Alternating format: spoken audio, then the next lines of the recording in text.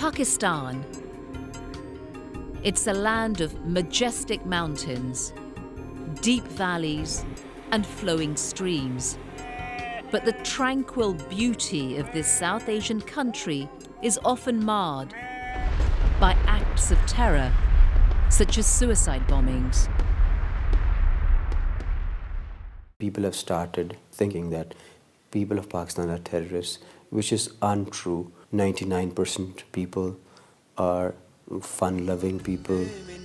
Abrar ul Haq, a popular Pakistani singer, is also the founder and chairman of the Youth Parliament of Pakistan. He says that the growing tide of terror and fear must be stopped before it's too late. One way to help do that, he believes, is by harnessing the power of young people, more than half of Pakistan's 180 million citizens. Giving them a voice in shaping their own futures and securing new opportunities is key, he says, to ensuring peace and prosperity. Without this, he believes, the youth are vulnerable to terrorist ideology. Because they did not have any opportunity, they were jobless. That is one reason why they're committing suicides every day. That was one reason why they're joining the groups of terrorists and extremists. Young Pakistanis living in poverty-stricken areas and remote tribal villages are especially at risk, Abrar says. This man, who calls himself Mujib and asked us not to reveal his real identity, was recently lured away from his family and into an extremist group. Now in his 20s, he lives in a district mired in poverty. That group was not good. They never allowed me to leave them. Mujib's story began one day as he set off for daily prayer at the mosque. After prayers, friends invited him to join a madrasa, a house of religious learning. Thinking that he would be studying the Quran, Mujib agreed.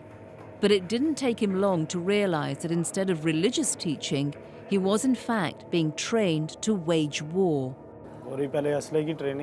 They used to train us to handle arms and ammunition. Sword fighting, taking apart and assembling arms and ammunition. Mujib attempted to leave after 6 months, but severing ties with the group wasn't as easy as he imagined. His trainers refused to let him go. Mujib managed to contact his father and pleaded for help, and his father says he knew exactly where to go. To Abrar ul Haq, the founder of the Youth Parliament. Abrar created the movement some 15 years ago at the peak of his singing career.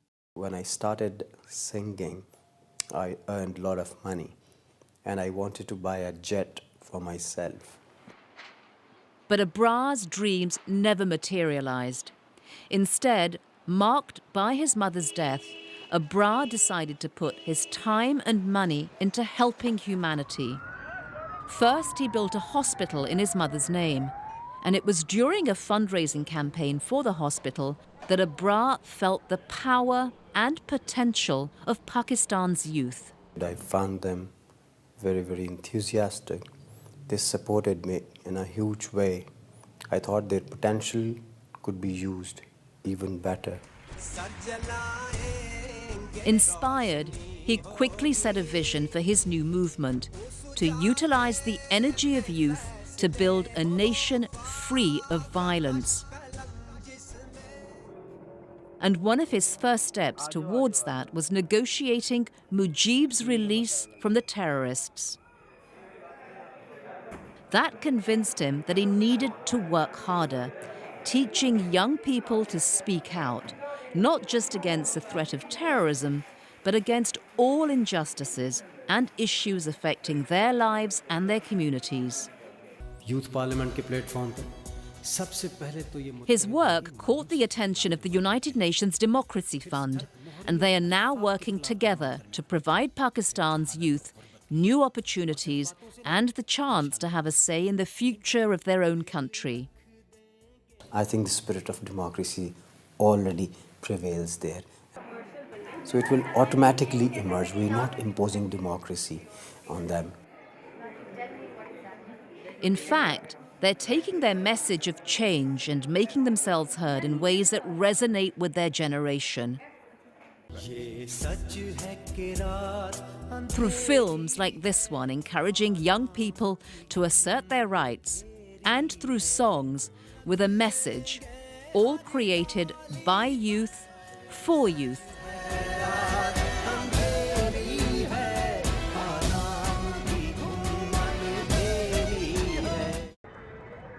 And the message seems to be getting out. Tens of thousands of other young men and women have already joined the movement. Some of them are seen here protesting against months of power cuts, resulting in closed businesses and lost wages. They will speak about different issues, problems of their respective areas, their possible solutions. They will automatically come in the role of leadership. They will inspire so many others. But little can change unless everyone can be empowered, and that includes Pakistan's young women. Women like 24-year-old Wada Shafiq, who joined the group with the hope that she and other young women could help usher in an era of greater gender equality. It's a mindset of our ancestors which is not being changed and which is being fed to our parents. Wada grew up in a rural village and says she faced obstacles growing up in a largely male-dominated society, especially when she chose to pursue her love of law. Unfortunately, in our society, female lawyers are unacceptable. Many young women in villages like Wada's stay close to home rather than attend universities in big cities. And most choose to get married and raise their children. In some areas, women are even prevented from earning money. Remaining true to her convictions, Wada convinced her father to allow her to go to law school, and although she won her battle with him, she never expected what happened next. For a whole 1 year, nobody talked to me in my family, apart from my father and my mother. But even this couldn't deter her. If I'll stop now, the time will never come where I would be able to stand up for my own decisions. So this is the stage where I prove to the world that I exist as an independent human being and I take my decisions, whether right or wrong. Wada believes that only by empowering women to have a voice and to receive an education will they, like she, finally be able to define their own roles. So Youth Parliament is helping in educating women, providing them a platform so that they go ahead and train the other women and address their issues.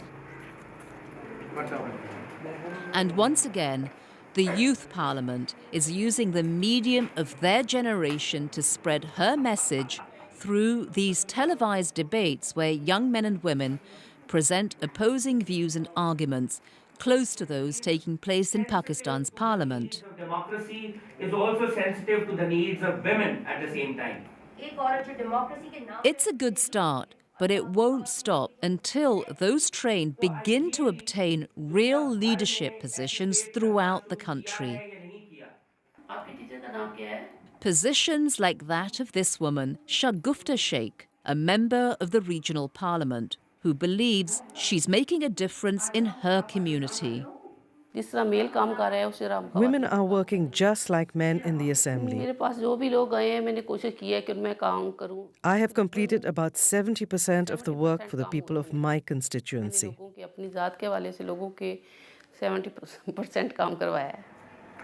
Proof, Shagufta says, that women have a prominent role to play in the future of Pakistan. You cannot change the mindset of the... It's a point Wada is embracing. Now a lawyer working for one of Pakistan's main cities, she helps women she meets at the Youth Parliament seek justice. Mujib, meanwhile, free from the terrorist groups, receives a stipend each month from a Bras movement until he gets back on his feet. As for Abrar, he continues his mission to encourage young people to express their views and become the leaders of tomorrow in a society where everyone can live in peace. Pakistan will start flourishing when youth comes in the driving seat. That is my passion, to make them leaders, to think out of box, to see what is happening in the world, and to lead this nation.